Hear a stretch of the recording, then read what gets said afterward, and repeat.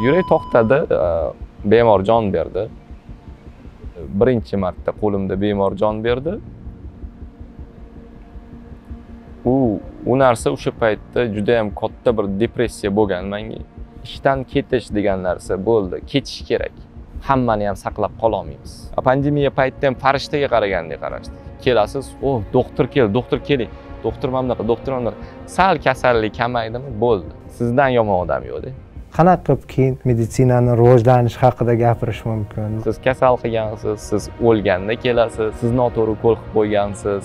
Tez tibbiy yordam xodimi hech qachon xato qilmaslikka harakat qiladi. Lekin kelasiz, so'kib kutib olib, nima keragi bor? Menga shu zararmi degan savolni berishni boshlaysiz.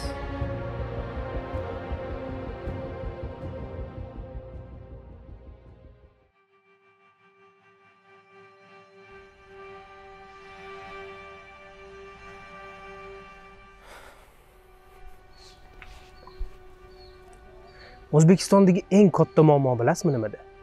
Bitta muammoni topib, uni ko'rsatsang, muammoni emas, balki o'sha muammo haqida gapirayotgan odamni yo'qotishga harakat qilishadi.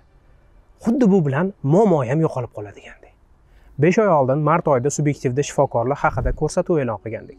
Ya'ni nega shifokorlar pulga retsept yozadi, nega farm kompaniyalar bilan til biriktiradi va umuman o'zi nima sababdan sog'liqni saqlash tizimida korrupsiya bu darajada kuchli deb nomlangan surishtiruv e'lon qilgandik. Ko'rmagan bo'lsanglar, albatta ko'rishinglarni tavsiya qilaman. Va o'sha surishtiruvda hamma muammolarni zaminida, negizida shifokorlarga bo'lgan munosabat, byurokratiya va eng asosiysi oylikni kamligi yotishini isbotlab bergandik. Lekin surishtiruvimizdan keyin aksincha tibbiyot xodimlariga bo'lgan bosim yana ham oshdi. Har xil reydlar tashkillashtirib, farm kompaniyalar tomonidan beriladigan daftar ruchkalarni yig'ishtirishni boshlashdi. Kadrga tushgan shifokorlarni topib ularga qarshi chora ko'rishga harakat qilishdi. Xullas, hali ham simptomlar bilan kurashib yotibmiz. Sababi bilan hech kimning ishi yo'q. Rasmiy statistika bo'yicha eng kam oylik hali ham tibbiyot xodimlariga tegishli. Sharmandagarchilik emasmi axir? Yaqinda Qashqadaryoda bemordan kasallik tarixini ochish uchun 5000 so'm so'ragan feldsher voqeasi rosa muhokamalarga sabab bo'lgandi. Mana qanchalik xor tibbiyot posbonlari. Bitta daftarni ham o'zini oldidan sotib olish kerak. Mana sizga daraja. Xalqimizning shifokorlarga bo'lgan munosabatini gapirmasa ham bo'ladi. Dushmandan battar munosabat qilishadi. Vaqti kelsa. Bilishmaydiki, muammo tizimdaligini. Bugungi ko'rsatuvimizdan ikkita narsani maqsad qilganmiz. Birinchisi, xalqimizga tibbiyot xodimlari ichida o'z ishiga vafodor insonlar borligini va ularning mehnati qanchalik mashaqqatliligini ko'rsatib berish. Ikkinchisi, hukumatimizga mana shunaqa fidoyi insonlar sohani tark etib, shu zaylda davom etadigan bo'lsa, sog'liqni saqlash tizimimiz juda ham katta inqilobga uchrashi mumkinligini eslatib qo'yish. Aytgancha, videoga like bosish sizdan chiqmasin. Chunki bu orqali siz mana shu muhim mavzuni ko'proq odam ko'rishiga yordam bergan bo'lasiz. Rahmat.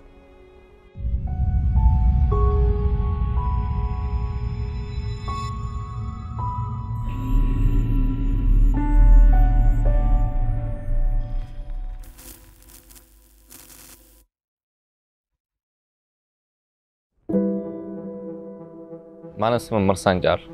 28 yoshdaman. 9 yildan beri tez tibbiy yordamni ko'chma brigadasida feldsher bo'lib ishlayman. Menimcha bitta menda bo'lmaydi bu narsa. Har bitta xodimimiz kelishadi, qarsi men kelganda ishdan bo'shab ketaman degan nastroyda kelishadi.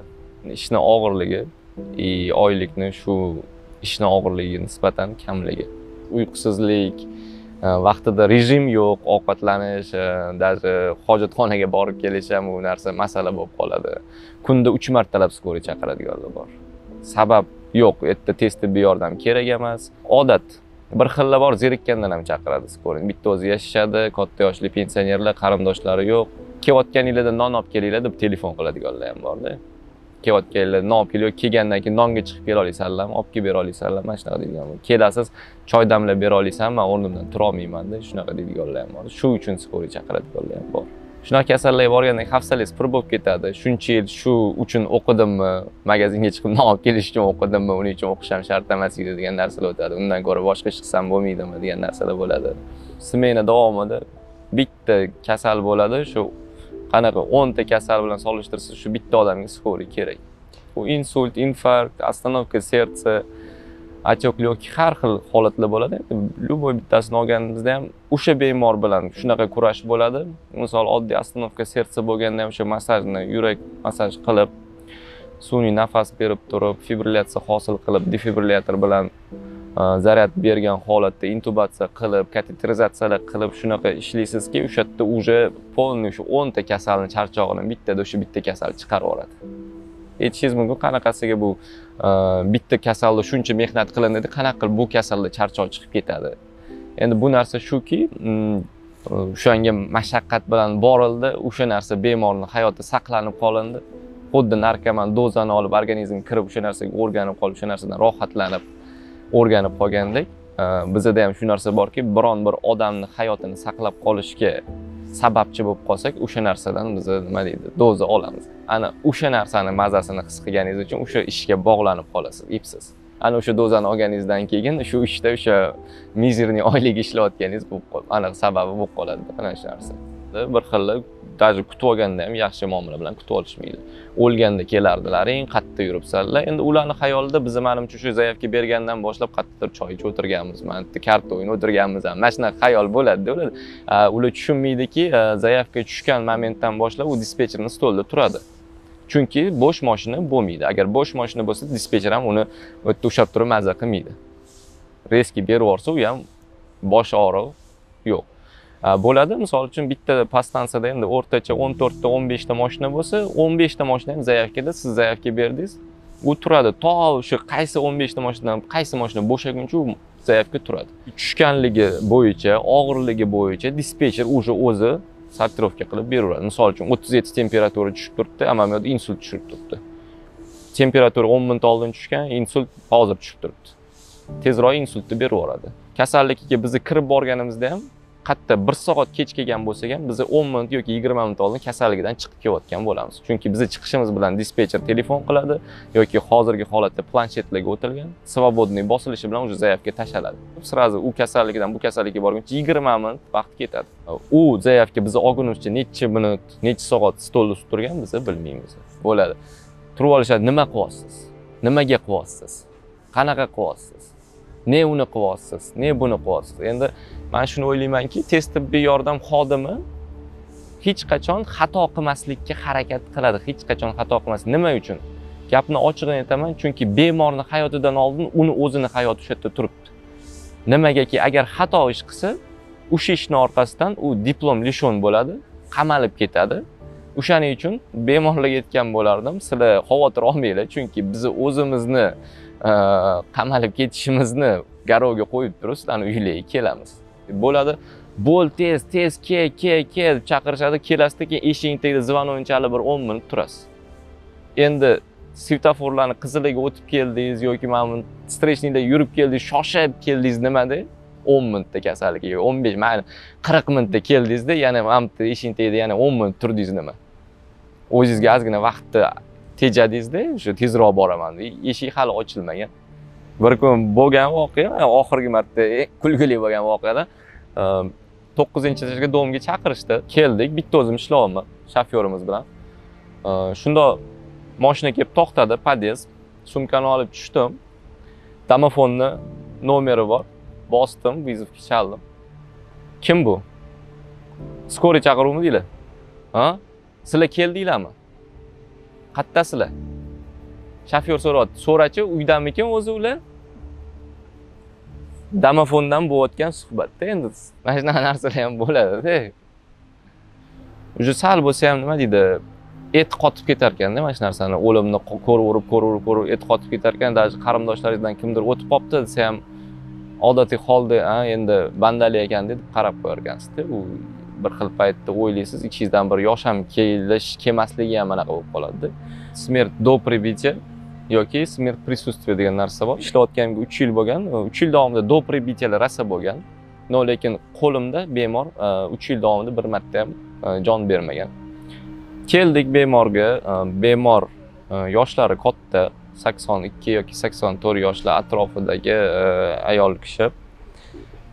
Qarindoshlari har doim aytganimdek tepasida govjum, baqir, chaqir, bemorga shunaqa diagnoz qo'yildi, отек легкий deb diagnoz bilan gospitalizatsiya qilish kerak edi. Endi gospitalizatsiya ham отек легкий bilan tibbiy xodimlar yaxshi bilishadi. Yotgan holatda transportirovka qilishning iloji yo'q. Chunki shunaqa bo'ladiki, bemorning o'pkasida suyuqlik to'plangan. Agar u bemorni tekis holatda yotqizsangiz, xuddi suvni tagida cho'kayotgan odamga o'xshab zaxlyoblitsa qilib qolishni boshlaydi. Nafas yetmay, уже nafas yetishmasligidan bemor jon berishi mumkin. O'shaning uchun o'tirgan holatda, stroga o'tirgan holatda transportirovka qilish kerak edi. Bemorni mashinaga oldik. Olishdan oldin aytiladi bemorga, har doim qarindoshlarga aytiladi, chunki yoshlari katta, risk katta. Misol uchun 30 ga 70% desangiz ham bo'ladi. 30% harakat qilish mumkin, 70% уже mana bunaqa.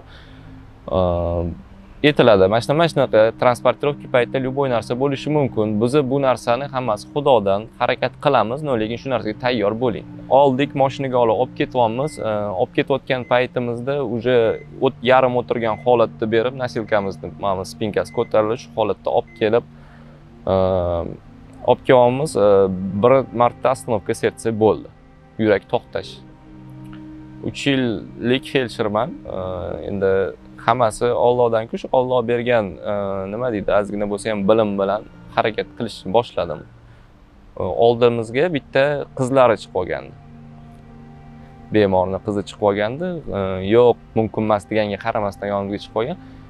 Bir tomondan yaxshi bo'lgan, sun'iy nafas berishga yordam berganlar. Bekitadigan joyi yo'q. O'rgatganman, qanaqa nima qilish kerak. Men yurakni massaj, chunki uspet qilish qiyin. Mashina ketyapti. Tasavvur qiling, mashina ketyapti, yo'lda ketyapsiz, bemorni yuragi to'xtadi. Bu yerda уже shofyorga to'xtab turing, men yordam ko'rsatib olay degan narsa yo'q, chunki sekundli, minutli yo'qotish xavf. Amallab уже yordam ko'rsatish boshlandi. Bu degani bizani yo'llar o'sha paytda, endi hozir aytaman, 2014-yilda bo'layotgan narsa, yo'llarni tasavvur qilinglar. Mana shunaqa. O'sha paytda yaxshi men reanimatsionniy brigadada ishlardim. U paytda rayon bo'yicha bitta dona Hyundai bo'lar edi. Qolgani hammasi Damas. Meni omadim bo'lgan Hyundai'da borganimda, Damasda emas. Shu Hyundai'da ketayotganda ham bizani yo'llarga shunaqa chayqalib ketyapmiz, holi ham veslari og'ir edi. Endi men u paytda xuddi shunaqa ozg'in bo'lganman. U vesni berib yurakka massaj qilish uchun yetarli kuch bo'lishi kerak. Kuchni ham chamalash kerak. Qattiqroq massaj qilsangiz qovurg'ani sindirasiz. Yumshoq massaj qilsangiz yurakni ezmaysiz. Shunaqa qilish kerakki, o'sha normani aniqlab olish kerak. Har bitta bemorning og'irligiga qarab o'zi. Massaj qilyapmiz, yo'q. Allohning anaqasi bilan yurak yana ishlab ketdi. Shunda bolnitsani oldiga kelganimizda bitta svetofordan shunda chapga burilsak bo'ldi edi. O'sha paytda yana ikkinchi marta остановка sertsa bo'ldi. O'sha yerda yana massaj qilishni, boshqa qilishni boshladik. Oldimizga nimadir bo'lib bitta mashina bolnitsaga yo'lni to'sib qo'ydi. Shofyorimiz o'ta olmayapti yoqqa. Mashina ham yotib turgan bo'lsa 300 metrdan o'sha bolnitsaning eshigi. To'sib turgan narsa bitta dona lyoqkovoy mashina. Yurak to'xtadi, bemor jon berdi.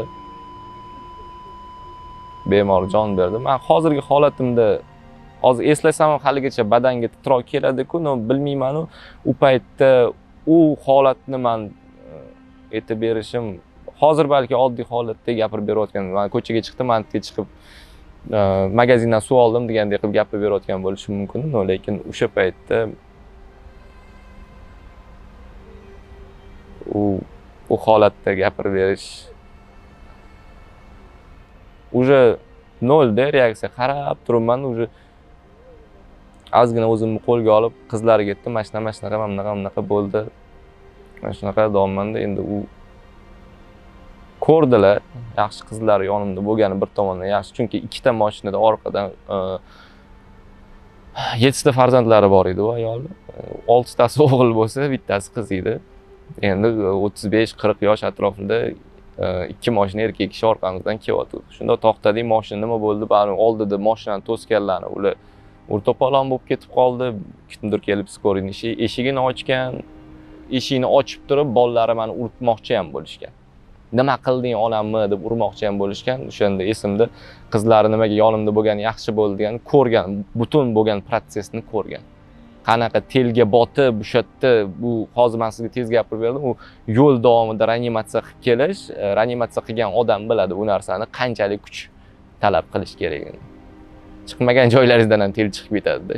Odam hayoti haqida gap ketayotgan, kuchim qolmadi, to'xtab qolish mumkin emas. Shunaqa bo'lgan narsalarni ko'rib, "Yo, to'xtang, to'xtang aka, bu bola yordam ko'rsatdi, bu bola yordam ko'rsatdi", bo'lmadilar. Keyin u ayolni o'zi ham meni qildi ancha. Sizni qo'lingizdan kelganini qildingiz, ko'rdim, ukollar qildingiz, qolganini qildingiz, hammasini qildingiz. O'zlari bo'lmadilar. Siz o'zingizni ayblamang deb anaqa ham aytdilar. O'sha paytda birinchi marta qo'limda bemor jon berdi. U narsa o'sha paytda juda ham katta bir depressiya bo'lgan menga. O'sha zaifkadan keyin o'sha kasallarnikiga boryapman, boshqa qolman, xayol babirgan o'sha xolani yuzida qolib ketgan, o'sha bo'lgan voqeada o'sha o'zingizga savol beraverasiz, balki mana shunaqa qilish kerak edi, yo mana bu yerda mana bunaqa qilish kerak yoki bu yerda bunaqa qilish kerak edi. Bilmayman, endi tez tibbiy yordam xodimi bemorga unaqa bog'lanib qolishi kerak emas. No, shunaqa bo'ldiki, keyin kelib janozalariga ham bordim u ayolni. Shunaqa bo'lib qoldiki, ta'ziyaga bordim. Men ularni ko'ngilligini ko'tarib anaqa bermayman, ular menga dalda berishyapti. Siz anaqa men ruhiy tushkunlikka tushmay unaqa anaqa. Chunki o'sha paytda o'sha bilinyapti-da, o'sha qiziqish so'ndida shu narsaga. Ishdan ketish degan narsa bo'ldi, ketish kerak. Bilmayman, balki balon parvoz gap bo'lib eshitilar-u, no ozgina bo'lsa ham menimcha javobgarlikni his qilganim uchun ham ketmoqchi bo'ldim-da ishdan. Bir tomondan meni kibrimga ham ozgina bo'lsa ham o'sha anaqa bo'ldi, что udar sal bo'lsa ham odam osmonda uchish kerak emas, yerda yurish kerak. Oddiy odammiz. Oddiy odammiz, boshqa narsa emas. Biz sababchimiz, hammasi oldi odam. Keyin shu bo'lgan narsadan keyin o'sha paytda bitta rus ayol kishi zavedishimiz bo'lgan, oldilariga kirdim, men ishdan bo'shayman degan predlog bilan. Nimaga? Men bu ishda ishlolmayman. Nimaga? Men yetarlicha bilimim yo'q odamlarning hayotini saqlab qolishga. Men qila olarkanman, davleniyasi ko'tarilgan odam bor, davleniyasi tushirib kela olarkanman. Temperaturasi ko'tarilgan bo'lsa, temperaturasini tushirib kela olarkanman. Ozgina sudraga o'tgan bo'lsa, yordam ko'rsatib kela olarkanman, lekin bu holatda men birinchi tez tibbiy yordam ko'rsatishga bilimim yetmas ekan. Men o'zimni shu darajada podavlat qilishni boshladim. Uje u holat ko'zdan ketmaydi. U holatda ancha bo'lib qoldim. Yo, zavedishimiz yaxshi o'sha paytda aytdilar, yo sen ishdan bo'shama. Chunki maqtanish emas, uje 2 yil ishlagan bo'lsam, 3-yildan o'sha reanimatsionniy brigadaga o'tkazishdi. Skoriyda tabaqalanadi. Детский brigada, взрослый brigada, reanimatsionniy brigada. Reanimatsionniy brigadada ishlardim. O'sha paytda reanimatsionniy brigadaga o'tish oson narsa emas edi. Xudoga shukr, shu bilim bilan, o'zimga bo'lgan ishonch bilan shu narsaga o'tdim. Keyin o'yladimki, o'zimga juda ham katta ishon borgan ekanman, bu ishdan ketish kerak.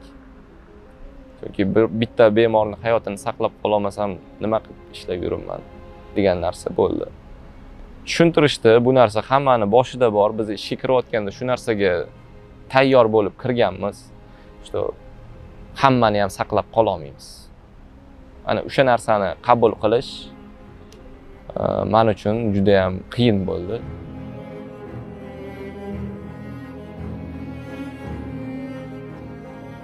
Rasa video roliklar qilishdi.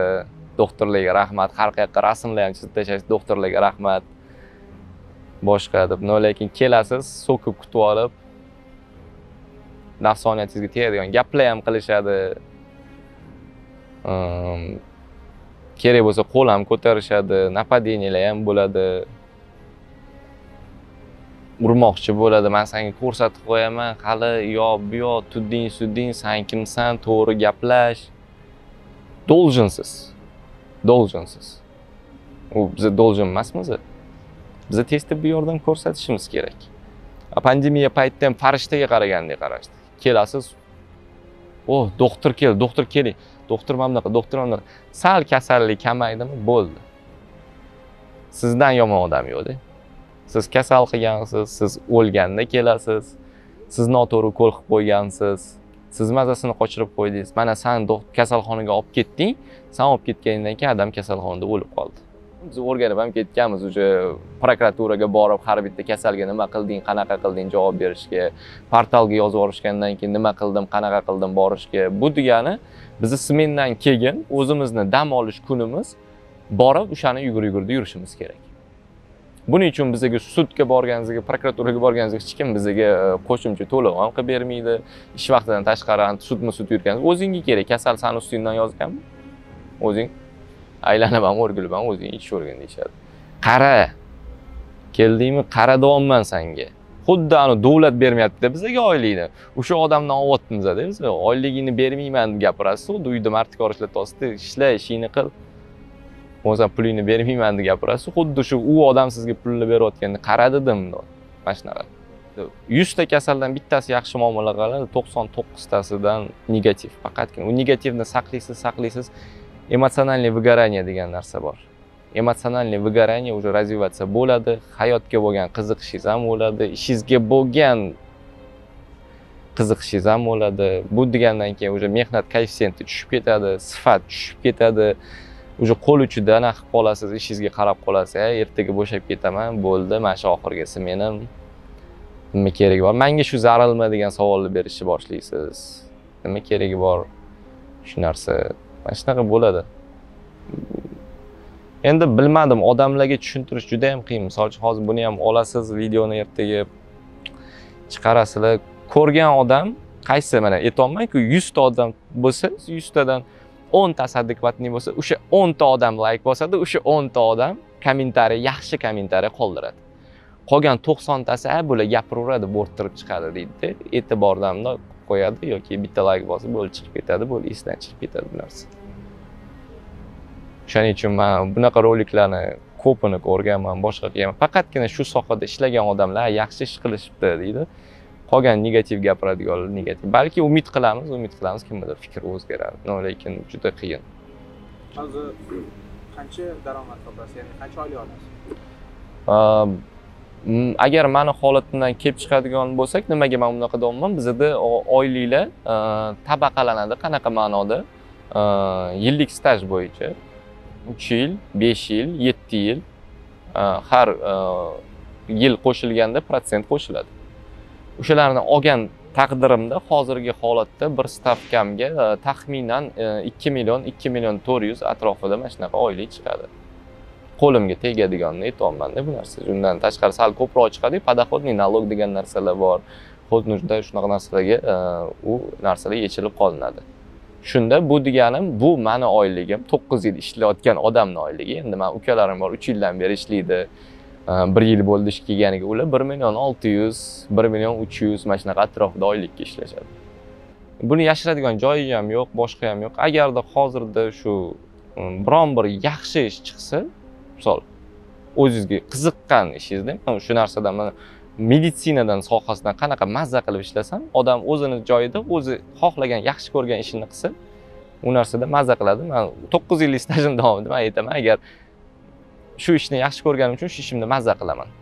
Na obed, ujinni anaqasi bo'lmasa ham boshqa bo'lsa. Agar shunaqa mazza qiladigan boshqa ishim bo'lsa, oyligi skoridan sal katta bo'lsa ham o'ylamasdan turib boshqa yoqqa o'tib ketadi. Gapni ochig'ini aytaman. Lekin har doim shunaqa deb borasiz, nimadir ushab qoladi o'sha yerda. Har doim shunaqa bo'ladi. Men hozir ham shu xayoldaman. Ertaga ishga chiqsam ham men ishdan bo'shab ketardim, ertaga ham ishga chiqmasam boshqa o'tib ketardim. Bekitadigan joy, agar hozir aytsam, yo'q, men ishimni yaxshi ko'raman, boshqa, mana shu ish yaxshi, bunaqa u yolg'on bo'lib qoladi. Chunki hozir sizga bu narsani aytib, ertaga o'rtoqlarimga yo'q, mana shunaqa desam, u boricha gapiraman-da bu narsani. Misol ishga bo'lgan lomka desa ham bo'ladi. Lomka desa ham bo'ladi. Boya aytgandek, narkotik preparatga odam qanaqa qilib tobe bo'lib qolsa, o'sha kasallarga bergan yordamingizdan olayotgan rohatingizga shunaqa tobe bo'lib qolasiz. Bu ishda.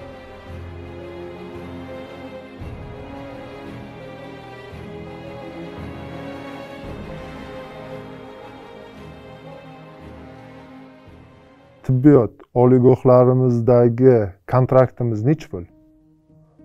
Eng qimmat 2-o'rinda turadi agar adashmasam. Qimmatligi bo'yicha. Lekin meditsina xodimi oladigan oylik necha pul? Masalan, men hozir 30 millionga yaqin kontrakt to'layman. Xo'p, masalan, yoshim katta, oilaliman. Va oilamni boqishim kerakmi? Lekin o'qimasam ham bo'lmaydi. O'qimasam o'sha poliklinika sohasida uvash bo'lib qolib ketaman. Ertandan nima desam, faqat o'sha joyga qolaman-da. U joy endi qolishni xohlamayman. Kattaroq bir masalan больницада kasal bilan, realniy kasal bilan ishlagisi keladi-da odamlar bari. Masalan, hozir sizni bir o'zingizni, oilangizni ta'minlab turish uchun 2 million pul yetadimi? Kun o'tadi 2 millionga. Lekin 2 million bilan sizni biringiz 2 bo'ladimi? Farzandli bo'lasiz. Farzand pampersi bor aytaylik, ozuqasi bor qo'shimcha, kiyim-kechagi bor. 2 million bir odamni o'ziga yetadi. Hozir masalan normal 2 million topadigan odam bo'lsa, bir o'ziga yetadi. Keyin vrach nima qiladi? Qo'lidan boshqa ish kelmadi. Yo taksilik qiladi, mashinasi bo'lsa, otasini, akasini mashinasi bo'lsa taksilik qiladi. Yo bozorga chiqadi yoki boyagidek pora oladi. Iloji yo'q. Aytaylik 10 million oylik olsin, o'sha bemor beradigan 10 mingni oladi deb o'ylaysiz. Olmaydi. Nima kerak u 10 ming? Men 10 million oylik olib turibman, 10 ming inson nima bo'ladi deydi. Lekin 800 ming, 600 ming oylik olsa, 10 ming katta pul-da uning uchun. Qanaqa qilib keyin meditsinani rivojlanishi haqida gapirish mumkin, malaka haqida gapirish mumkin. Masalan, uyingizda hamma narsangiz bor, mashinangiz bor, uyingiz bor. Farzandlaringizning kelajagi haqida sizda qayg'urish yo'q. Maktabga chiqadi, masalan, aytaylik, maktab formasini ham qilib bera olasiz, kitob daftarini ham qilib bera olasiz. Aytaylik, institutga o'qisa, kontraktini ham to'lashga bemalol qurbingiz yetadi. Siz keyin bekorchilikdan nima qilasiz? To'g'rimi? Masalan, o'zingizni rivojlantiraman deysiz. O'shanday holat kelganda rivojlanish bo'ladi. Yo to'xta, men 10 million topdim, masalan, ishimni yo'qotmay deydi. To'g'rimi? Keyin tish tirnog'i bilan tarmashadi. Hozir 2 million, hozir oddiy bir nima desam, o'qimagan odam ham 2 million topa oladi-da. Lekin vrach, aytaylik, 6 yil o'qib qo'ygan, 6 yil kontrakt to'lab qo'ygan. To'g'rimi? Undan keyin ham masalan ordinatura yo magistratura 2-3 yil o'qiydi. Unda ham kontrakt. Qanaqa qilib keyin masalan qo'pol bo'lsa ham qora xalqdan ajralib chiqadi. Ziyoli deb aytishadi. Qanaqa qilib ziyoli bo'ladi, qora xalqdan farqi yo'q. O'sha biz aytadigan qora xalq uni tepkilasa. Eng achinarlisi bilasizmi nimada? Berilgan va'dalarga ishonib, xorijdan o'z vataniga qaytib, ish topolmay ming afsus chekib yurgan shifokorlarimiz bor. Xirurgiya ortopediya bo'yicha yetuk mutaxassis Moskvada 1000 dan ortiq operatsiyalarda qatnashib, 2017-yil O'zbekistonga ishlash niyatida qaytib kelgan shifokor akamiz ham xuddi shunaqa holatga tushganlar. O'zbekistonga kelinglar, mutaxassislar, meditsina bo'yicha shifokorlar, kelinglar, ish beramiz, ish bilan ta'minlaymiz. Olayotgan oyligilarga teng oylik beramiz. O'tda kelinglar, ishlanglar, o'rgatinglar shu mutaxassislarni deb aytilganda, ish bilan ta'minlaymiz degan joydan qaytib kelgan joyim edi. O'zbekistonga qaytib kelib, ancha odam afsuslandi. Kelganimdan keyin birinchi bo'lib hamma hujjatlarni olib ish qidirishni boshladim. Travmatologiya ortopediya instituti Toshkent shahridagi bordim. Ularga murojaat qildim. Dokumentlarni ko'rsatdim, diplomlarni, sertifikatlarni, nima ish qilishni bilishimni, qanaqa operatsiyalarga qatnashganimni hammasini batafsil aytib chiqqanimdan keyin hozirgi kunda sizni qabul qila olmaymiz. Joyimiz yo'q. Gap bo'ldi va shundan qaytib ketdim. Toshkent tibbiyot akademiyasini 2-klinikasiga travmatologiya ortopediya kafedra bo'limiga murojaat qildim. Sizni hozirgi kunda ololmaymiz. Bizga ordinator bilan ishlar kerak emas. Biz hamma shu operatsiyalarni o'zimiz ham qilyapmiz. Mana kafedrada o'zimizda professorlar bor, dotsentlar bor. O'zimiz shug'ullanyapmiz. Hozirgi kunda siz ish bilan ta'minlaganmiz degan gap eshitdim. Klinikalarga murojaat qildim, foydasi bo'lmadi. DVD poliklinikasiga bordim, o'tda aytishdi joy yo'q. Harbiy gospitalga murojaat qildim, o'tda ham aytishdi joy yo'q. Shahar birinchi klinikasi, hozir joyimiz yo'q, ololmaymiz degan gaplar bo'ldi. Ishni qolmaganimdan keyin shu paytda virtualniy priyomniy prezidenti deyiladi, shunga murojaat qildim. Murojaat qilganimda xat keldi. Hozirgi kunda ish bilan sizni ta'minlab bera olmaymiz degan. Sog'liqni saqlash vazirligidan. Mehnat vazirligiga murojaat qildim. Mehnat vazirligidan tuman ish bilan ta'minlovchi nimasiga yuborishdi. Nega borsam, ular ham ish joyi yo'q, joy bilan ta'minlab bera olmaymiz deb aytishdi. Tirikchilik haqidagi o'ylar shifokorni bemor va tibbiyotdan chalg'itmasligi uchun u qimmat otda yurishi, qimmat uzuk taqishi va yaxshi uyda yashashi kerak. Ibn Sino bobomiz 1000 yil oldin aytib ketgan gaplari qarangki hali ham o'z mohiyatini yo'qotmagan. Fikrlar subyektiv, xulosa har kim o'zidan.